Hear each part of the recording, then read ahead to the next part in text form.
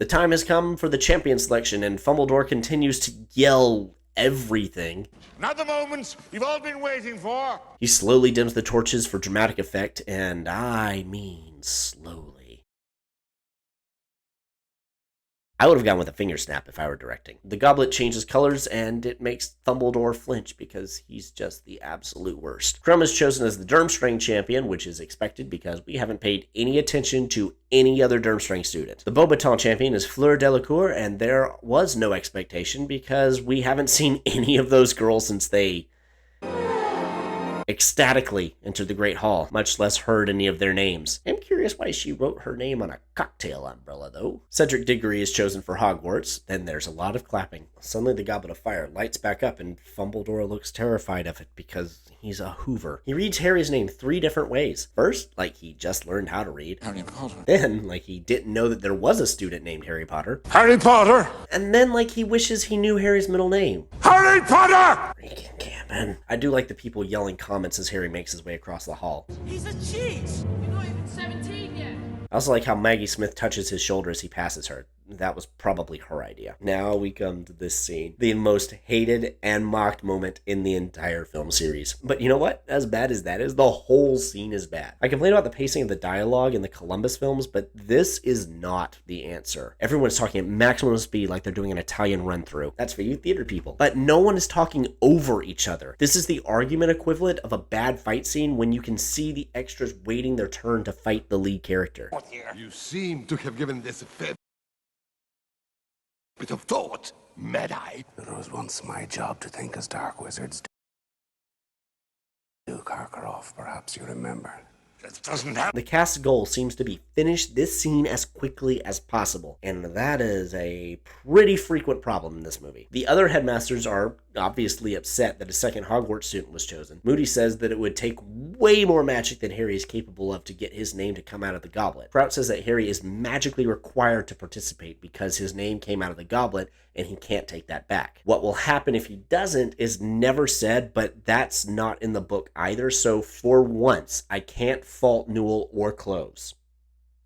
I can blame them for the next scene, though. McGonagall, Fumbledore, Moody, and Snape are talking about what just happened, and they're discussing what to do about it. During the scene, they break the previous scene's stated rules and suggest simply not letting Harry compete. You heard Barty, the rules are clear. Well, the devil with Barty and his rules. And since when did you accommodate the ministry? So there's that. Snape suggests letting things play out to see what's going on, and Fumbledore agrees. Why this scene exists, I don't know. Cut it. I'm starting to suspect that Cloves had it out for Dumbledore, so any chance to see Fumbledore less in control, I guess. Next, Harry goes back to his room where Ron is annoyed at him for putting his name in without telling him he was going to or how he did it. Seamus and Neville suddenly appear just to disappear. That's not important, it's just funny and another sign of bad filmmaking. As is the fact that Ron's attitude comes out of nowhere. Don't mention the book. Don't mention the book. Not yet. It'll come later. Don't mention the book. For now, Ron's just being a prat.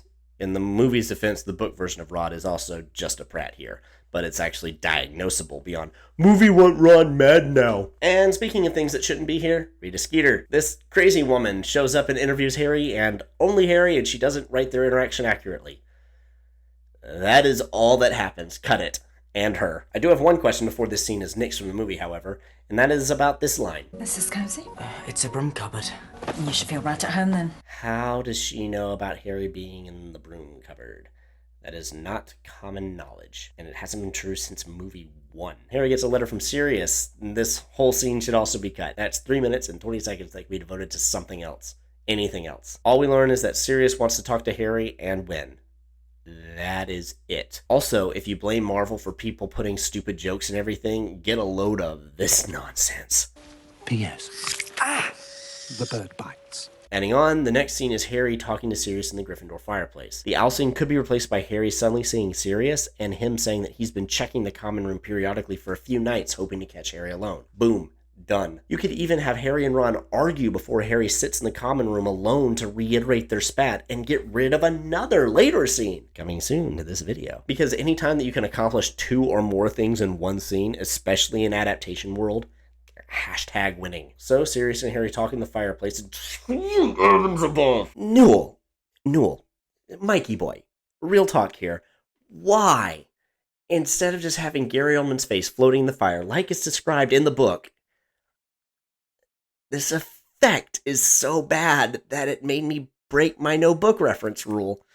Why did you decide to do the much more difficult effect of making him made of embers when on paper that sounds like a worse idea, and in real life it is nightmare fuel? Plus, you're having to pay Gary Oldman's salary without the use of Gary Oldman's face. That just seems like stupid business practice. Backing up a little bit in the scene, I am amused by this touch of Rita Skeeter's voice narrating the newspaper reading and speeding up as he trashes the paper like she's trying to get it out before he stops reading. His eyes swimming with the ghosts of his past. I chuck you back tears. It makes me laugh, but I'm still willing to cut the entire character from the movie. Sirius asks Harry about the odd goings-on recently and about the dream. But who was the third man in the room? I don't know. You didn't hear a name. No. What do you mean you don't know who the other person was, movie Harry? His name is Wormtail. There were 3 people in that room. Voldemort, Peter Pettigrew, and the third guy. Voldemort said the name Wormtail, and you have no reason to think that that's Peter's name. So that's Wormtail. Harry says Voldemort was going to use Wormtail to get to Harry.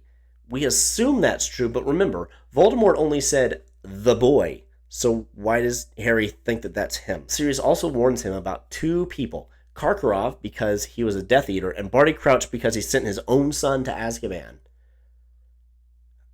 Why does that mean that Harry should be aware of Barty Crouch? Sirius also mentions that people have died in this tournament in the past, so this might be a way to get Harry killed. Someone's coming down the stairs, so Sirius signs off, and I do appreciate the irony that Sirius says, Keep your friends close, Harry. right before Harry has another fight with Ron. But we have this sudden ominous music while Harry is in the Gryffindor common room and someone is coming down from the dorm rooms. I understand that it probably isn't a friend of Sirius's, but we have absolutely no reason to think that this person from those places is going to attack Harry. Harry and Ron fight again, and they try to justify Skeeter's existence. You're probably just practicing for your next interview, I expect. Then there's an attempt at foreshadowing the danger Harry's in, even though we just had a conversation about it. Now Harry is hanging out with Neville. Amazing. Neville, you're doing it again.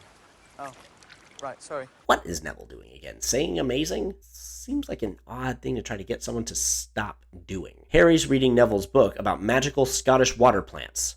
Magical water plants of the Highland Lochs.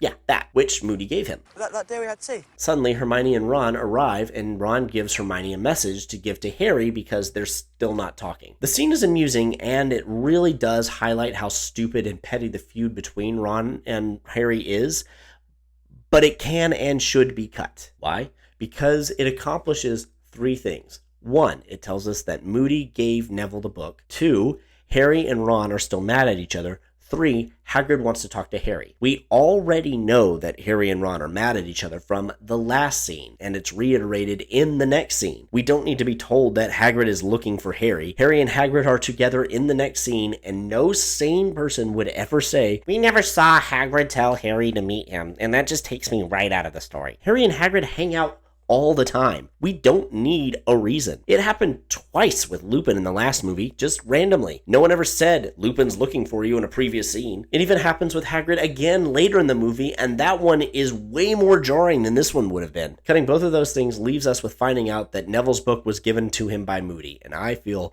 pretty confident that we can find another place for that one. Next scene is Harry walking with Hagrid, and Hagrid is gussied up. What's with the flower?